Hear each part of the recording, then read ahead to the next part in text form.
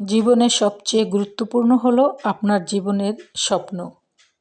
আপনার জীবনে যেই লক্ষ্য, সেটাকে বাস্তবায়ন করতে হলে আগে আপনার স্বপ্ন দেখতে হবে। আর সেই স্বপ্নকে পরিপূর্ণ করতে হলে বা বাস্তবায়ন করতে হলে আপনাকে কঠোরভাবে পরিশ্রম করে যেতে হবে। পরিশ্রম নাকি সৌভাগ্যের চাবিকাঠি।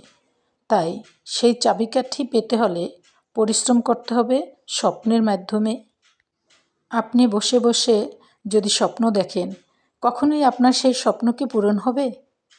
প্রতিটা স্বপ্নের পিছনেই আপনাকে গড়ে তুলতে হবে কঠিন পরিশ্রম, এবং সেই পরিশ্রমের মাধ্যমে আপনার স্বপ্নকে আপনি পূরণ করবেন।